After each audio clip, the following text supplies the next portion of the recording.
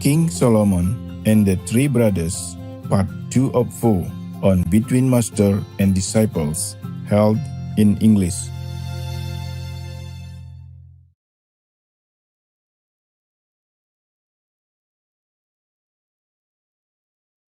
Phật đã xa đời, Chúa đã lên ngôi. Hôm mai chỉ còn có con người ngậm ngùi dắt dìu nhau trong cơn tăm tối. All right, now, so all three of them chose what? Gold. Oh, you know everything. My God, you remember that. Only because it's gold. or pancakes. or sandwich or soup. Of course you can have all that, sweetheart. I was just joking. I'm just telling you because when you live alone and you have to cook for yourself, it's very convenient. Yes. If you have to go around somewhere and live alone, then sandwiches and soup are your favorite. It should be.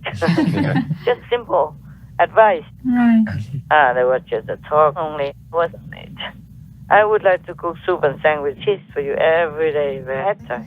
Oh. Until you don't want them anymore. You would say, Master, no, please, no more.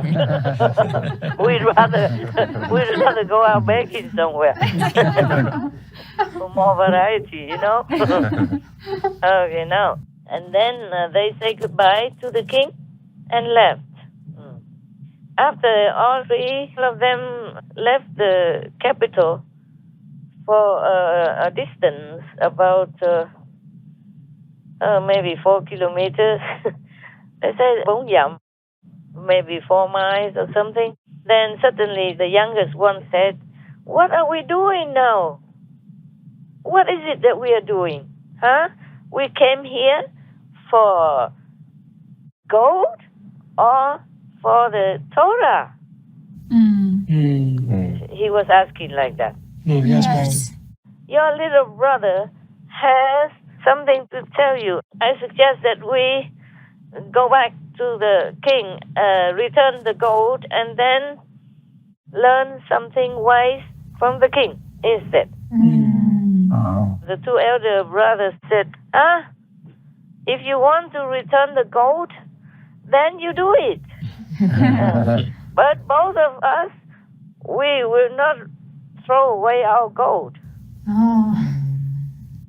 So they both continue going.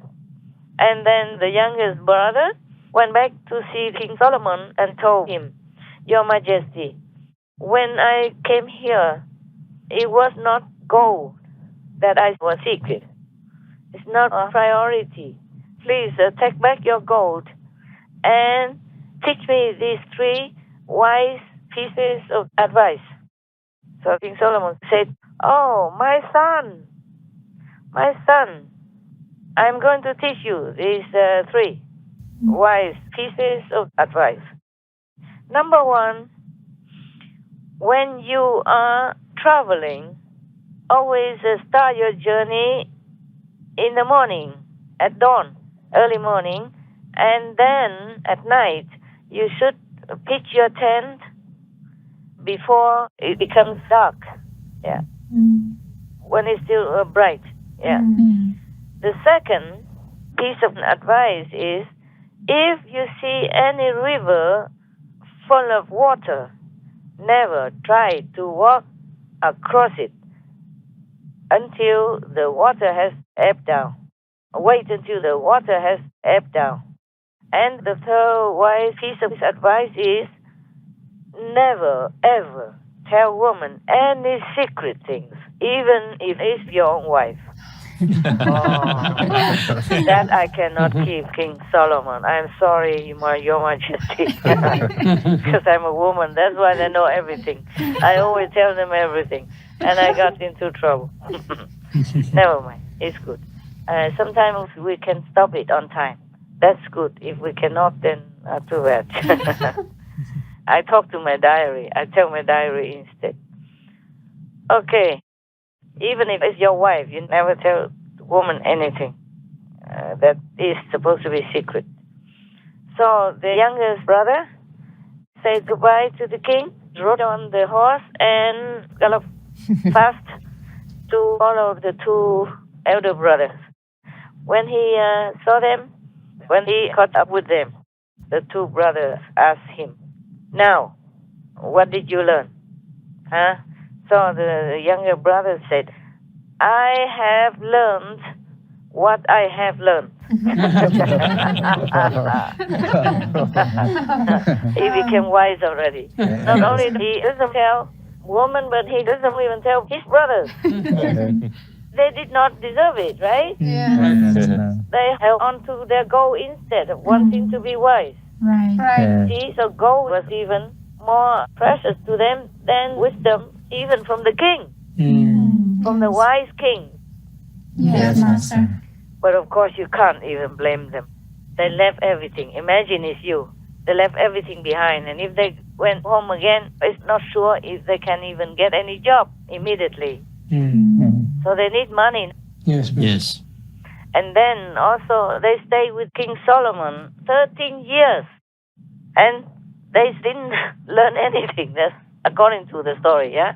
Yes. Yeah, it's not that easy, you know. When you went to see the master in the old times, they made you do labor work and do everything else, anything they want, but not teaching you the essential thing, not immediately. Yes. Sometimes it takes years, sometimes it takes more than 10 years, like in this story. But you know that through many other old stories as well. Right. Yes. Because the master has to test to see if the disciples are worthy. Right. For example, I give initiation. At the time of initiation, we emphasize that it's only for you. You should not tell anybody unless the master permits for some reason. Yes. You cannot tell. But some people just think they can. I told you already. Right. Yes, Master. Not only do they harm themselves, but their marriages are gone. Their protection is taken away, not by the master, but by the council of the universe, Yes, Master. because they're not worthy. And they also have no protection for their so-called disciples. The ones initiated by them, they get nothing. Yes, Master. They have no spiritual master with them 24/7. They have no merit, no wisdom, nothing. Yes. So in the old times, it was very difficult to learn something from the master at all. Yes, Master. Sometimes he could stay forever and he got nothing. Like the story of Master Huineng, you remember? Yes. He is the one that the master Hongren, his master gave the initiation. Everybody else was just walking around in circles, knowing nothing. That's why their enlightenment level is very low. He was the only one that is a good vessel for successorship. So the master scolded him in front of everybody. Not scold, but say something like he is nothing. Also not enlightened, not got the point yet. Yes, Master. But at night, he told him to come to his room and transmitted the initiation to him alone. And immediately sent him away because the master knew that many people will envy him and might kill him. So actually, like that, many people hunted him after he left and wanted to kill him. So then Huineng knew that there's no way he could escape, so he put the bow that you use to go out for arms and the mantle, the chasa, that the master gave to him personally as a symbol of successorship. Yes, Master. In case later somebody asks for his genuine successor ID or proof or something, then they will know it. Yes, Right. Master. So he put the chasa, the clock that the master gave him, the mantle of successorship, and the bow on the rock, and wrote in there or said something like, "There you are, please take it. I did not really ask for it. Master gave it to me. So please take it if you really need it." And then they came and tried to lift the clothes up and the bow up, but they could not. It's like it's glue with the uhu or something on the rock, so they cannot take it. Wow. Oh, so they felt then very, very frightened at that time and really in awe. So they all knelt down and say, please, it's not the clothes we want. We want initiation, enlightenment, the real method. So he taught them right there. Wow. Somebody also wanted to kill him. So he put some money outside of the room and said, maybe I owe you money, but not my life. So take the money and go. Something like that. Why do I tell you all these things? Okay. Right. So the two brothers asked him, and he also didn't say anything. He said, I have learned what I have learned. Yeah. So the three of them continue on their journey. When it was almost twilight already, they all saw that this place here was very good for camping at night. Yeah. So the youngest brother said, "Oh, let us stay here for the night, and then we leave tomorrow morning. You see, this place we have water, we have dry wood all around, and then we have a lot of grass, so our horses can also eat." Yes, Yes. Master. The two brothers kind of laughed sarcastically, and told him, "You talk like a loony." That means crazy, yeah. Ever since you threw away your own gold just to buy 3 pieces of whatever advice from King Solomon, we both don't understand who you are anymore and what has become of you. Huh? Yeah. Why do we have to rest here when we could continue going maybe another 8 miles and even further in the night tonight so that we can get home earlier? So the youngest brother said, "Well, if that's what both of you wish, then you can. I cannot stop you. But me, I stay here. I'm not going anywhere." So the 2 elder brothers continue going. Yes. And the youngest brother stayed behind where he felt it was favorable. So he put up his tent, made the fire, and let the horse go out and eat the grass. And after he ate food himself, he lay down and slept like a baby. Peacefully, yeah. On the contrary, the 2 brothers riding the horses kept going until the night suddenly became very dark. They didn't see where they could find any grass for the horses, not even dry grass, and they could not find any dry wood to make a fire.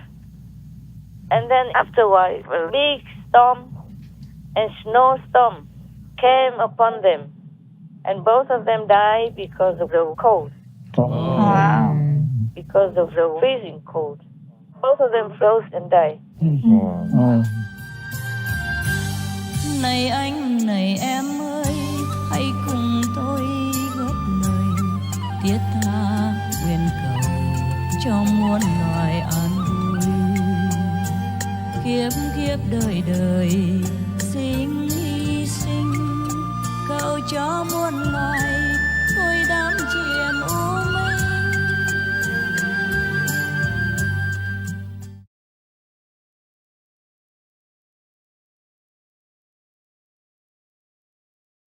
Considering the manner in which animals are killed in this day and age, and the terror and trauma that they go through in the process, how can we sit down and eat them?